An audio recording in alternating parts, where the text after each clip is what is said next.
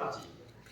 Gloria tu solos santos. Tu solos Dominus. Salus Santissimus. Tu solos Santissimus.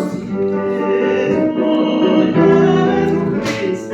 Tu solos Santos. Tu solos Dominus. Tu solos Santissimus.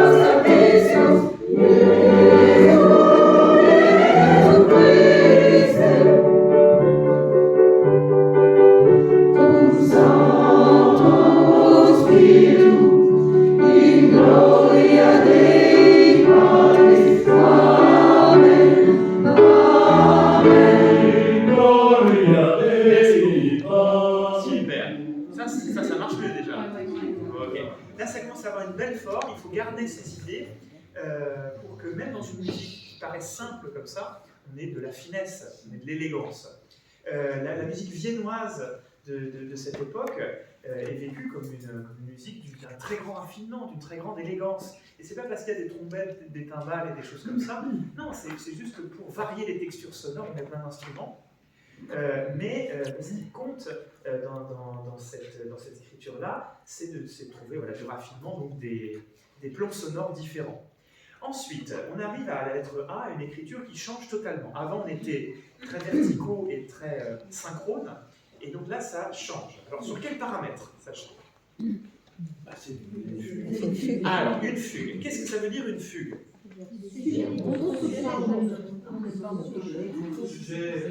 Incroyable, vous avez eu un bon chef de chœur.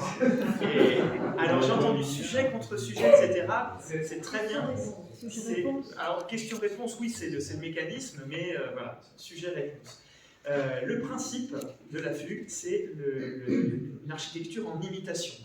C'est-à-dire souvent on dit le thème, etc. Et en fugue, ce caractère imitatif, il est tellement poussé à l'extrême qu'il porte un nom spécial, c'est le sujet. Alors, sans surprise, la première fois qui rentre les basses, on a un sujet. Les basses nous chantent le sujet. 1 et 2.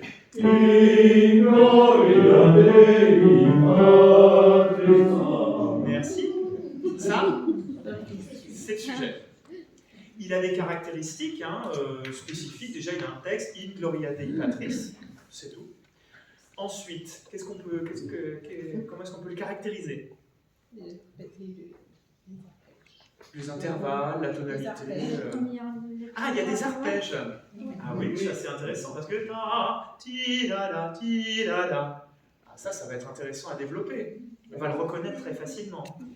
Quoi d'autre? Est-ce qu'il y a beaucoup de notes ou pas beaucoup? Les deux premières notes, l'intervalle, c'est une quarte. Alors, les deux premières notes, non, là c'est une seconde.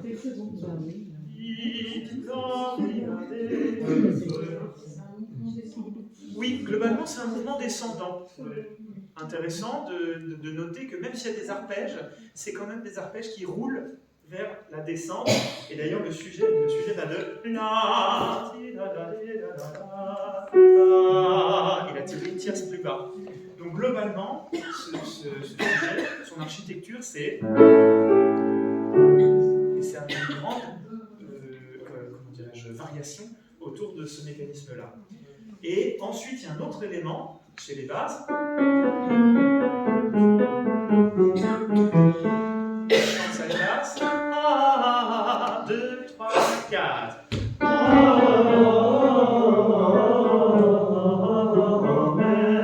On refait 3 et.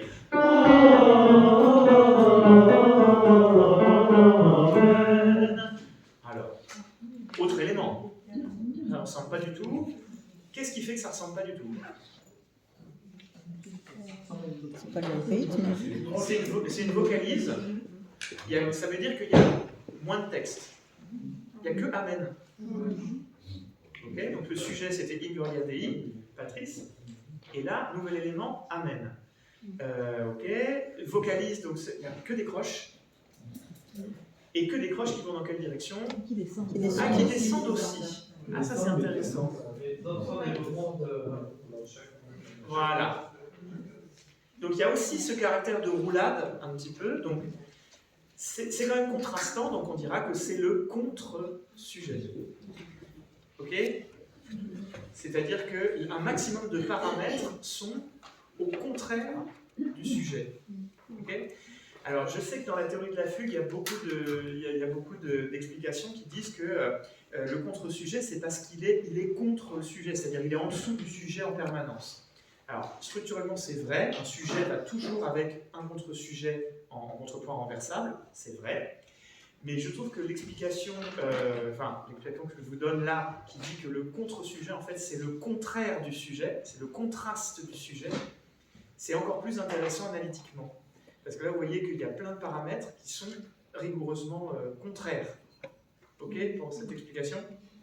Donc après, bon, le traité de Marcel Dupré et beaucoup de traités de fugue qui disent que, en fait, c'est parce qu'on les met l'un contre l'autre, mais verticalement. Une fois qu'on a ça, on peut faire un petit peu la chasse au sujet et aux différentes versions du sujet. Alors, deuxième entrée, qu'est-ce qui se passe? Là, c'est les ténors, et les ténors nous chantent leur partie. 1 et 2.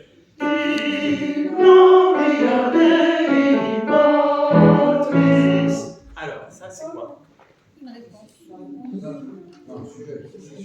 Alors, déjà, ça ressemble au sujet. Ça ressemble au sujet. Ok? Maintenant, est-ce que c'est le sujet? Non. Qu'est-ce qui change? Les deux premières notes. Les deux premières notes sont pas les À mêmes. l'intervalle des deux premières notes. Voilà. Ça commence par une tierce, et pourquoi ça commence par une tierce? Parce que ça commence pas sur la même note de départ. Les basses nous rechantent leur premier sujet, in, 1 et 2.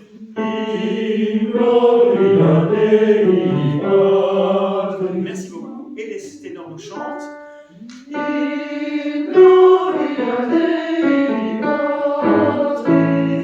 Alors, distance entre ces deux éléments. Qu'est-ce qu'elle est l'intervalle entre les deux? Il y a une seconde dans un cas et une tierce dans l'autre. Ouais. Alors, les deux réponses sont bonnes, c'est-à-dire que la première note du ténor, elle a la quarte au-dessus, mais dès la deuxième, c'est tout à la quinte.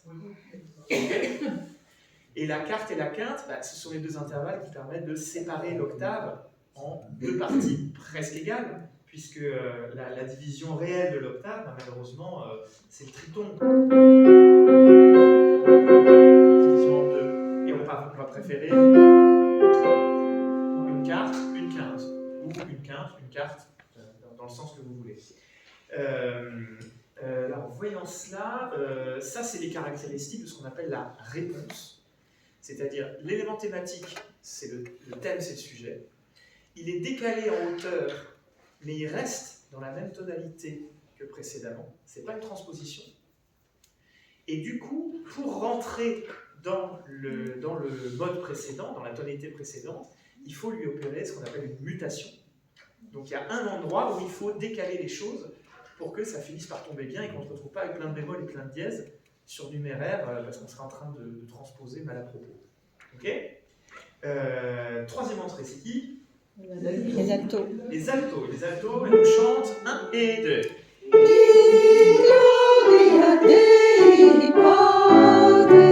Qu'est-ce que c'est? C'est le sujet. C'est le sujet. Alors, c'est la même chose que les basses, c'est l'octave au-dessus, parce que vous êtes alto. Mais le sujet. Même chose, oui. Et donc, il n'y a pas de mutation. Ça commence par la même note, il n'y a pas de changement de rythme. C'est le sujet. Troisième entrée, c'est le sujet. Quatrième entrée, c'est qui? Les sopranes. Nous chantent 1 et 2.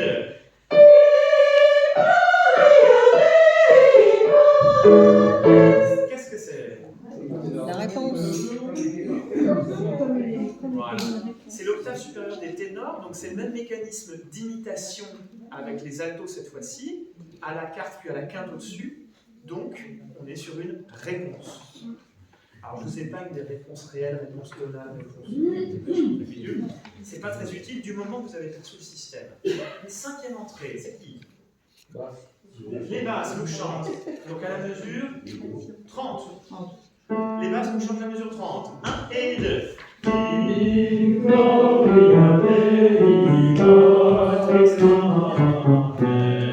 On refait ça les basses. 30. 1 et 2.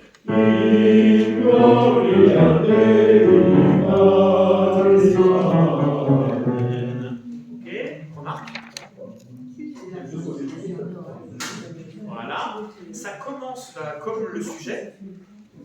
Et puis il y a une petite modification à la fin, une modification toute mignonne qui est le Patris Amen. Mais en fait, les notes, si vous regardez, elles sont les mêmes. C'est juste la ventilation du texte qui est légèrement différente, de sorte d'avoir le Amen qui conclut. Donc cette petite clausule, est-ce qu'elle change ontologiquement dans l'entrée du sujet? Non, pas vraiment. On va considérer que ça c'est un sujet, une vraie entrée sujet. Petite différence, évidemment, vous entourez le tris amen, parce que là le rythme est différent et il faut savoir que quand vous entrez dans ce sujet, il y a juste une modification à la fin. Okay, 5e entrée, non 6e, pardon. Les ténors. Alors, vous chantez ça, mesure 32, les ténors. 1 et 2.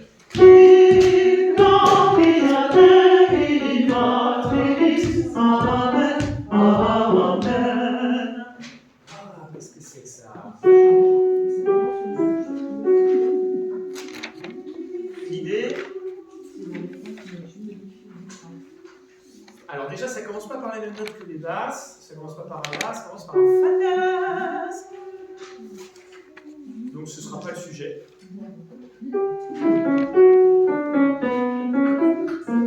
Et après, ça change complètement. Mesure 33, je pense que vous entendez qu'on a même modulé à cet endroit-là. On n'est plus en Ré majeur ni en La majeur.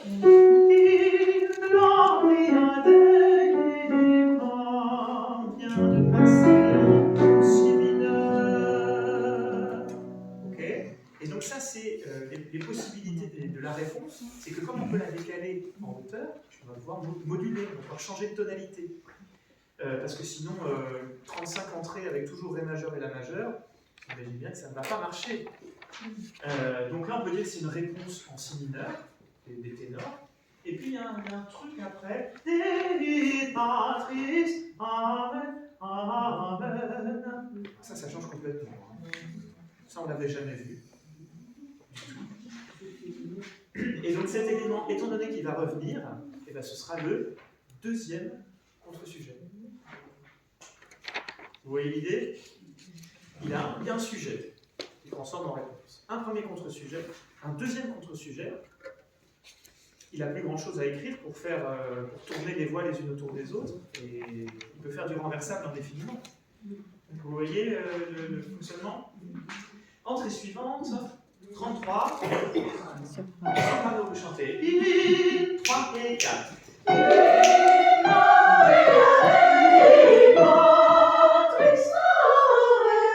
Et on s'arrête là. Qu'est-ce que c'est? Réponse. Oui, parce que c'est le matériau mélodique du thème, donc mais c'est pas ni en Ré majeur ni en La majeur, c'est en mineur. Bah là, c'est une réponse, on va dire, réelle en Si mineur. Il n'y a pas de modification par rapport à la version du sujet, c'est juste décalé au départ, et ça sonne en mineur. Vous nous le rechantez, les sopranos? 33, 1 et 2.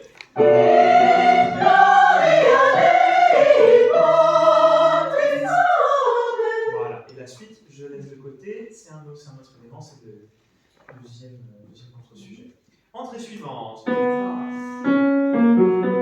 Les basses, on est à la mesure 35. 1 et 2.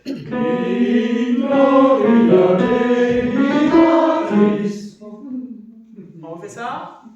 1 et 2.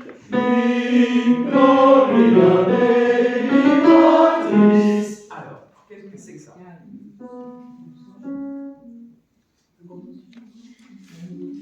Un anti-sujet. Ah. Ben, pourquoi pas? Parce qu'en fait, il y a un élément thématique qui ressemble au sujet, mais ça se délite tout de suite après. On a à peine la première mesure, qui en plus est sur, on va dire, le 5e degré de Si mineur. Donc on est sur quelque chose qui est très très loin du sujet initial. On reconnaît le contrat, on reconnaît le contour parce que il y a l'arpège, et ça se délite tout de suite après.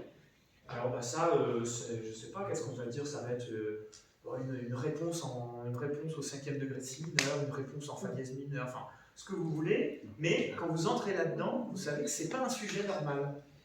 Vous n'êtes pas en pilote automatique. Non, pas du tout. On refait ça les basses. 1, 2 et.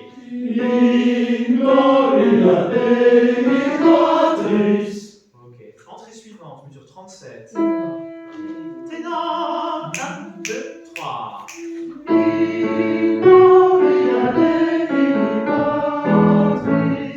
Qu'est-ce que c'est?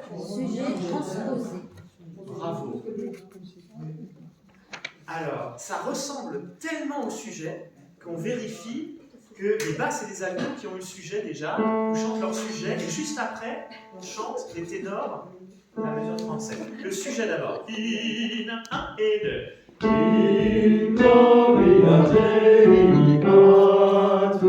Et tout de suite les ténors mesure 37. 1 et 2.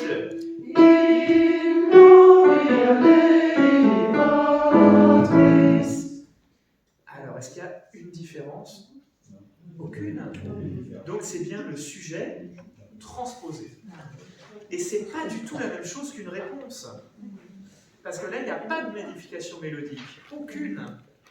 C'est parce que, enfin, modalement, on a changé de tonalité principale, et là maintenant on va évoluer dans la tonalité de la majeure, dans laquelle le premier degré nouveau, c'est celui des ténors. Et on est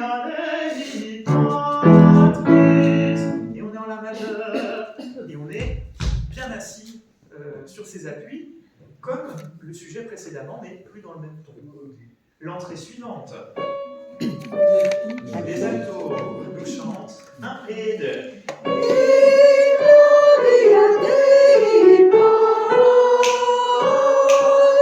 Merci beaucoup. Alors, qu'est-ce que c'est?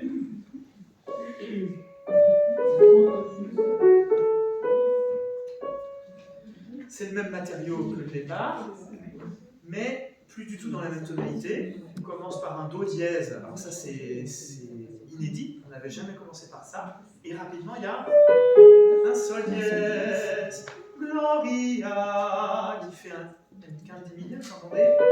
Ça sonne pas comme le sujet. Le sujet, Gloria Dei Patris, de grands intervalles, bien verticaux, bien nobles, et là,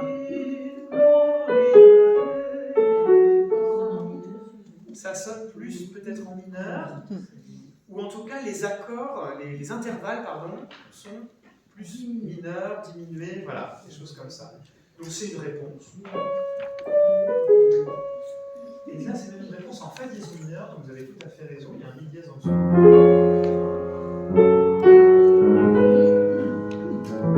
On revient en la juste après. Entrée suivante. Ah, les sopranos. Elles nous chantent 1 et 2.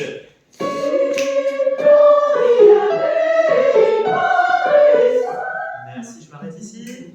Alors, qu'est-ce que c'est? C'est la Une réponse encore. Alors oui, il y a quelque chose en fait qui vient des basses, mais il y a aussi quelque chose qui vient beaucoup des altos là. Ouais. Vous démarrez sur la même note et une mesure seulement après. Alors ça, c'est un mécanisme qui fait que vous démarrez sur la même note que les altos et juste une mesure après. C'est quoi? Un canon. Un canon. Ah, alors le canon, c'est le mécanisme d'imitation le plus contraignant. Vous démarrez sur la même note et seulement à distance de temps et vous chantez exactement la même partie. Alors c'est tellement contraignant d'ailleurs que ça ne dure pas très longtemps son canon. Il y aura une mesure. Combien? Une mesure. Une mesure. Donc il donne seulement l'effet. Alors en fugue, ça porte un nom, ça s'appelle, le fait de resserrer, c'est la strette. Alors c'est une partie spécifique dans les fugues d'école. Ici, il n'y en aura pas, parce que sa fugue, elle ne dure pas assez longtemps.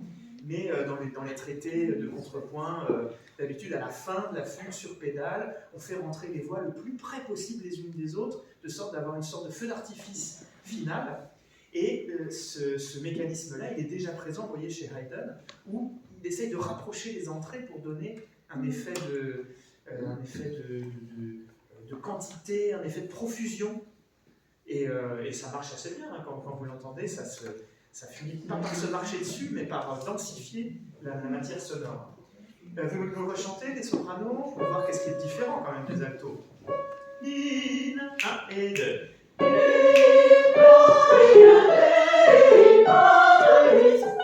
Voilà, on s'arrête ici. Donc, c'est une réponse en fa dièse mineur, comme les altos, puisque vous êtes juste après. Il n'y a pas un truc bizarre. On rechante le sujet. 1 et 2.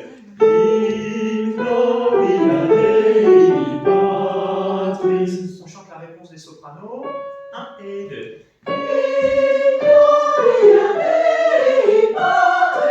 On monte. Alors, Ça monte. Alors, vous vous souvenez ce que j'ai dit tout à l'heure sur le fait que le sujet et son contre-sujet, ils étaient tous les deux descendants. Et que si ce paramètre il est contigu en fait, entre sujet et contre-sujet, évidemment dans le développement, on va s'amuser à le changer. Donc là, il inverse le sens non pas de ces arpèges, mais le sens de la phrase complète. Les arpèges sont toujours descendants, donc on reconnaît le matériau mélodique thématique du sujet, mais il les décale pour aller vers le haut. Ça donne aussi, ça fait plus de tension, parce que sinon le sujet et la réponse sont très commodes, très sympathiques, descendants, donc ça se détend au fur et à mesure, alors que là, voilà, on va mettre de la tension. Voilà, ça monte, ça monte, ça monte, ça monte. Vous me rechantez les sopranos pour profiter de ça. Et ça, il faut le préparer avec le soutien, hein, le fait que les notes montent, montent, montent, montent. Et on respire ici. 1, 2, et...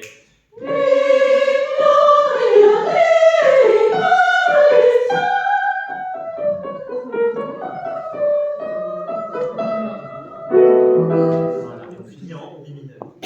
Ok pour nous? Alors, l'exercice là, c'est qu'on va refaire à partir de la musique 22, et vous chantez chacun quand vous avez un matériau thématique principal. C'est-à-dire sujet, réponse, réponse transposée dans toutes les tonalités possibles, et sujet transposé. Vous avez le droit que à ces éléments-là. Voilà. Et donc chacun, vous chantez votre partie, chantez pas les parties des autres, ça va vous perdre. Dans votre partie, vous chantez votre élément thématique. Ça va? Mesure 22. Je sens un vent de révolte. Que se passe-t-il? Vous ne chantez que ce matériau thématique-là. Pour structurer votre écoute, que vous ayez toutes les entrées dans l'oreille. Et après, quand on va rajouter les contre-sujets, ce sera dans une structure déjà concrète.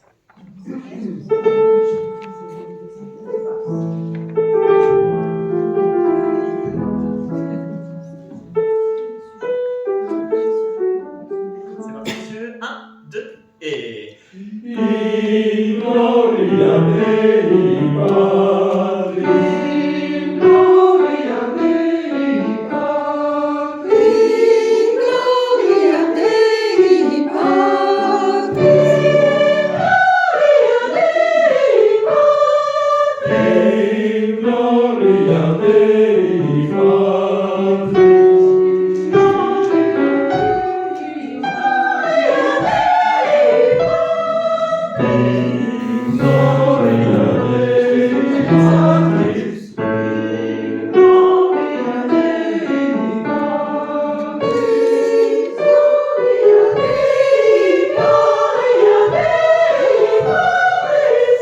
Merci. On refait ça déjà?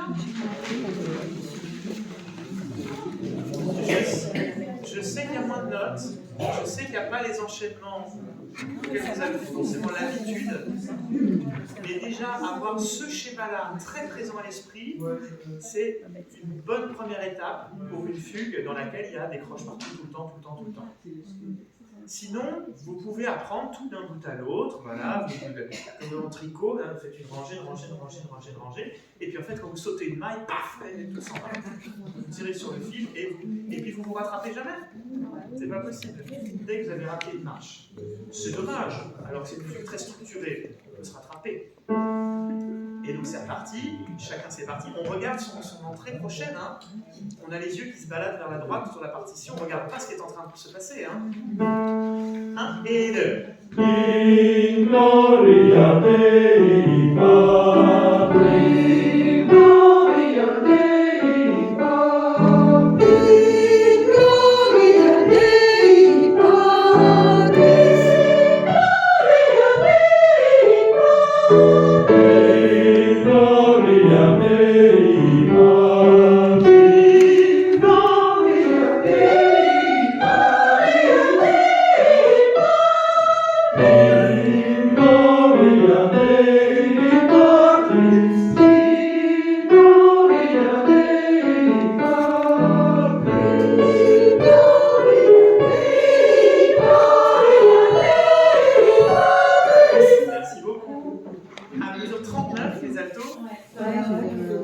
Pourquoi?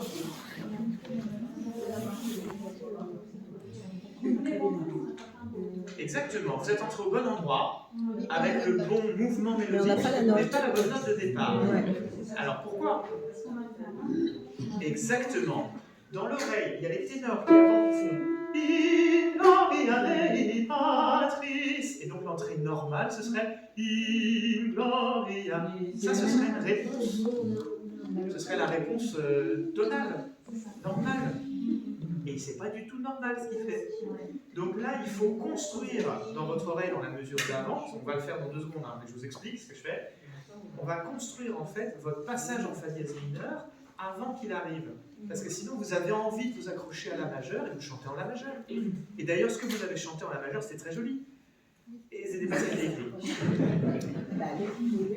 Et donc, en fait, on peut dire, oh, le do dièse, et puis on peut marteler le do dièse sans jamais qu'on ait analysé la structure et qu'on voit pourquoi à cet endroit le do dièse est plus difficile.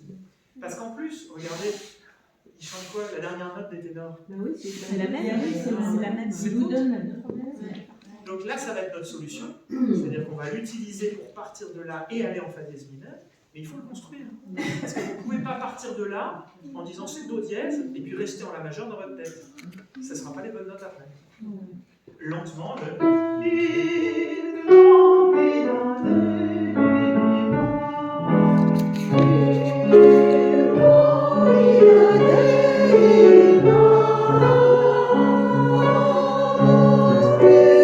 c'est tout.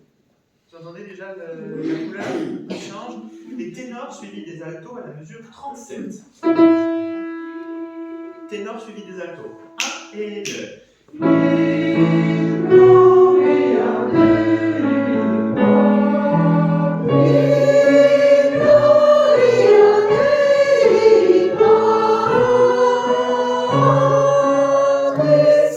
Est-ce qu'on est bon déjà? Encore une fois, vous vous habituez. Et là, cette fois-ci, j'essaie de mettre un petit peu moins vous et un peu plus d'harmonie.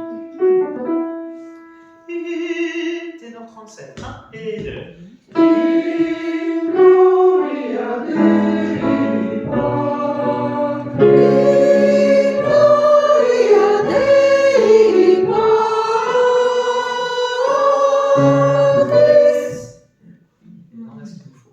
Ça va mieux?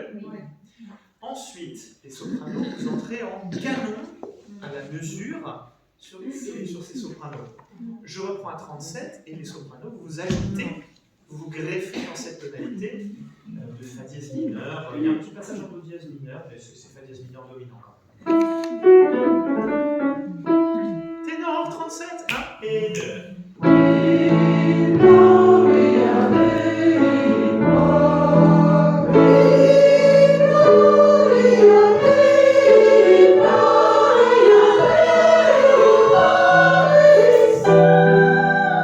Merci beaucoup. Ça va? Jusqu'ici? Déjà, je vais mettre au point cette chose-là. Ouais, déjà ça. Je reprends à la mesure 22 et on refait tout l'exercice.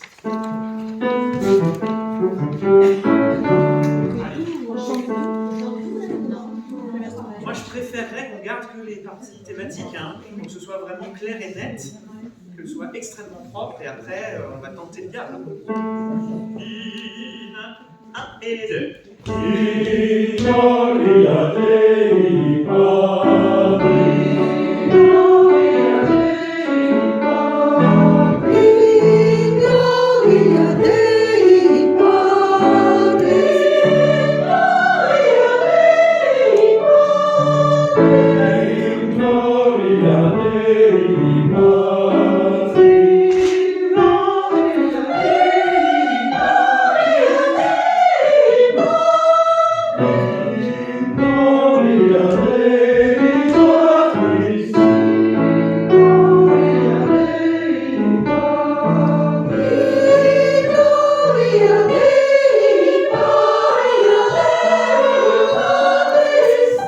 Merci beaucoup. Ensuite, je reprends au début et on termine l'analyse méthodique de ce qui vous manque. Et après, on chante tout. On a donc s'était arrêté au contre-sujet des basses. On va chanter. Ah,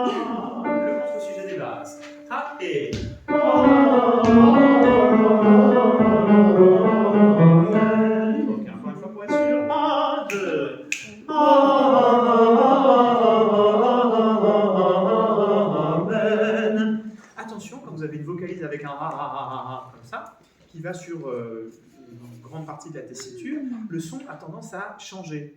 La voyelle a tendance à changer. Donc on veut surtout pas ça, on veut l'homogénéité. Donc on essaye de teinter tout notre médium et notre grave de la qualité qu'on avait dans l'aigu. Amen.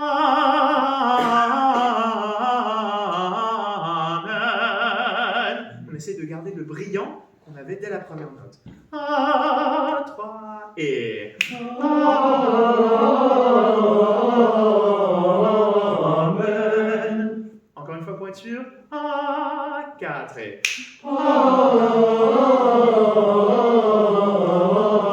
Amen. Ok? On regarde ça. Prochain contre-sujet, c'est qui? Ténor. Les ténors. Alors, oui, 26. Ouais, chantez-le, mais d'habitude, il y a une réflexion là, quand j'arrive à ce moment-là de l'explication.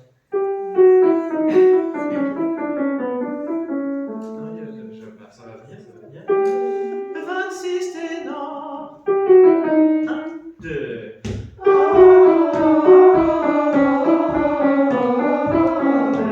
Ok. Mettez tout dans un seul souffle et n'essayez pas de viser les notes une par une. Il faut les viser par groupe, de sorte à leur donner une cohérence. Amen.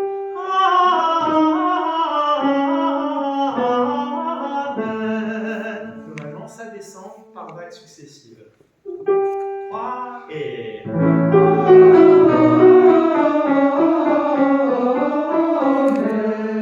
avez entendu ce que j'ai dit aux basses par rapport à l'évolution maladroite de la voyelle. On garde la qualité du jusque Amen.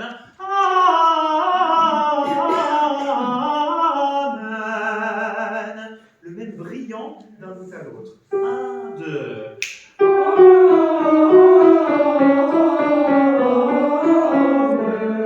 Voilà, ça vous donne plus de legato sans pour autant faire glisser. D'accord? On regarde ça. Alors, le contre-sujet, il ressemble quand même énormément. Hein.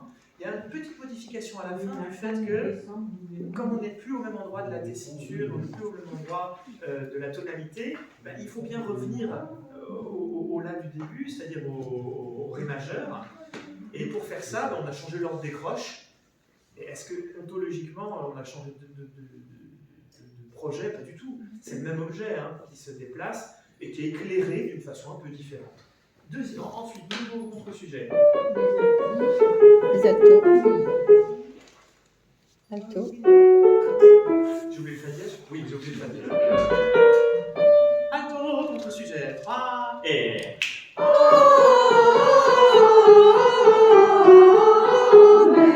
C'est le deuxième sol bécard qui m'a embêté. Vous aussi, peut-être, il vous a embêté ce deuxième sol bécard. Exactement. Petite mutation là qu'il a opérée, cette fois-ci dans le contre-sujet. Alors, les mutations dans le contre-sujet, c'est tout le temps. C'est normal parce qu'on veut préserver le sujet et sa réponse. Et autour, les autres, ils s'adaptent. Mais vous sentez que là, il y a une grosse accommodation sur 29.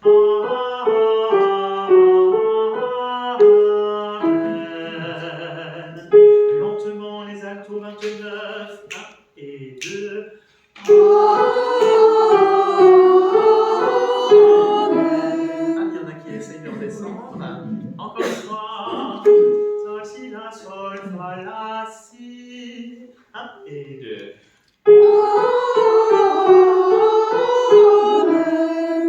Vous vous souvenez ce que j'ai dit au basse et au ténor sur l'accommodation du A? On essaie de garder la même qualité de A. Même quand on passe du sol dièse au sol bécard, il ne faut pas qu'il soit une voyelle différente. Il ne faut pas que le A devienne une voyelle trop ouverte. Réécoutez ça. Amen. Brillant et accroché. 1 et 2.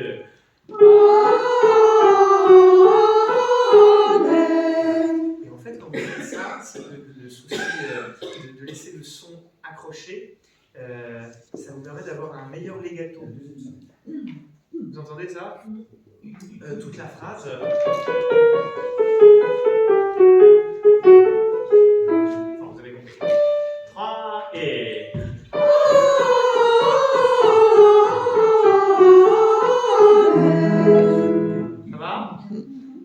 plus clair cette histoire. Ensuite, mesure 30.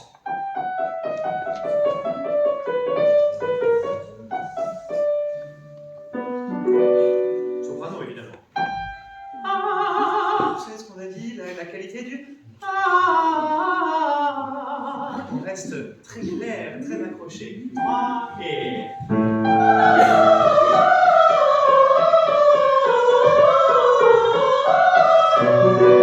Ouais.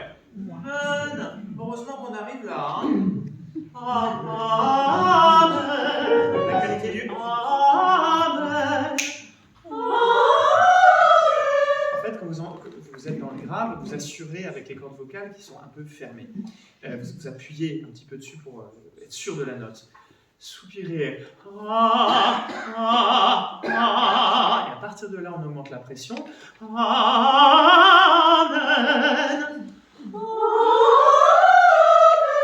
Voilà. Est-ce que c'est pas plus agréable déjà dans un premier temps? On le refait une fois et... Attention à la qualité du A, à chaque fois d'avoir pas un oh, parce qu'on est en train de respirer, de bailler, n'est-ce pas? Non, non, non. On n'est pas en train de bailler en appuyant sur le larynx. On baille pour détendre la mâchoire et soulever le voile du palais. Amen.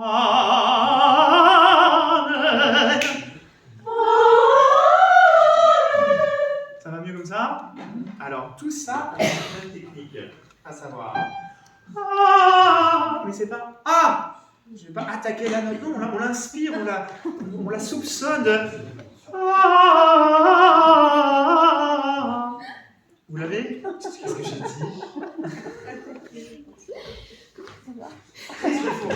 On a fait trop de sol.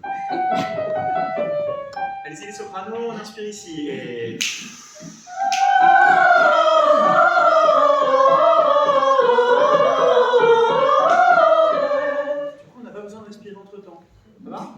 Faites-le-moi une petite dernière fois, quand vous remontez la tierce, à chaque fois, il manque un petit peu de souffle, à savoir... On a tendance à avoir les oreilles de cocker là, qui baissent un petit peu. On remet du souffle. Je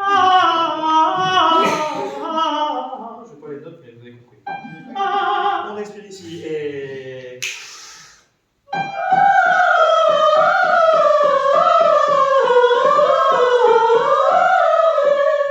Et n'oubliez pas le même.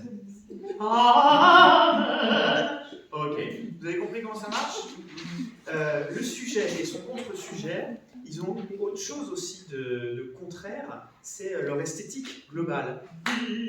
Gloria Dei, qui est presque un peu marquée du fait qu'il y a une syllabe par note, alors que là, vous voyez qu'on est en train de fabriquer quelque chose de beaucoup plus fluide, beaucoup plus linéaire, et ça vous fait déjà une différence esthétique. Vous n'aurez jamais deux fois le même phrasé en fait en même temps. Il y aura toujours une innovation qui permettra de ne pas peindre toutes les mêmes couleurs aux mêmes étages de la polyphonie, ce serait dommage. Au contraire, il aménage les choses de sorte que ce soit toujours complémentaire. On réessaye ça avec votre contre-sujet. Donc oui, vous chantez tout. Attention, c'est sérieux.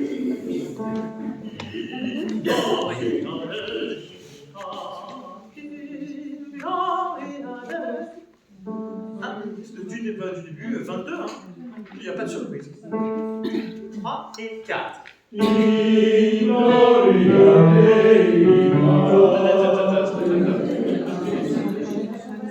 En fait, quand je dis 3, 4, c'est le tempo. Ok? Alors, je peux même faire 2, 3, 4.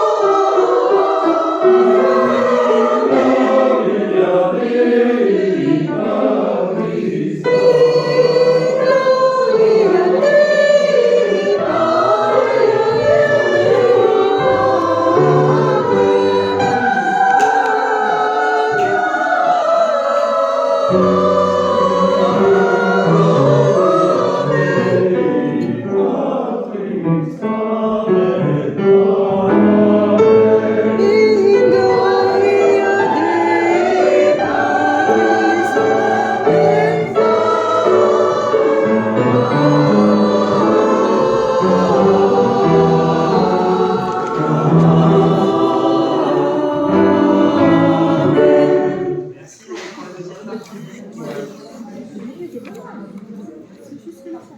Alors, sur le plan esthétique, il me manque encore des choses parce qu'en fait, il y a encore des éléments qu'il faut qu'on caractérise et pour lesquels on va trouver une articulation spécifique. Mais là, je suis obligé de. Chut. Arrête, Benjamin, t'as réalisé. Néanmoins, il faut que ça vous accompagne dans votre travail perso, de quand vous chantez quelque chose, vous demandez comment on va le chanter. C'est pas que chanter les notes, c'est quelle direction il va avoir, quel type de legato il va avoir. Est-ce qu'au contraire, il va y avoir des staccato au milieu? Est-ce que ça va être une phrase en grand crescendo? Ou est-ce que c'est au contraire quelque chose de tout à fait lisse qui ne doit pas avoir de variation d'intensité? Ça fait partie évidemment des questions qu'on se pose quand on aborde qui plus est une fugue. Vous voyez le type de travail que ça ouvre? Parce que maintenant, quand je peux vous dire, je ne sais pas, à la mesure 47 et 48, la réponse de soprano n'était pas assez marcato. Et ça vous fait un élément esthétique à mettre sur un élément thématique. C'est pas seulement à cet endroit-là, c'est marcato. Non, c'est parce que l'essence même du sujet, c'est d'être un peu plus marqué. Okay, et en dessous de ça, je sais pas, il y a, mesure 45, les ténors qui a une sorte de réponse avec plein de croches. Et bien ça, c'est une sorte de fusion entre le pire du sujet et le pire du contre-sujet. Donc les arpèges plus les croches. Et donc là, il va falloir choisir, est-ce qu'on le fait tirer un peu plus, on le marque vraiment et auquel cas c'est une réponse, ou est-ce qu'on le fait très legato et en fait c'est un faux contre-sujet. Et ça va jusque-là, hein. Le choix qu'on va faire là-dessus, ça oriente évidemment l'oreille du spectateur. Ça va pour ça? Moi je serais d'avis que pour terminer, juste une minute, on peut se refaire le crier pour pas l'oublier.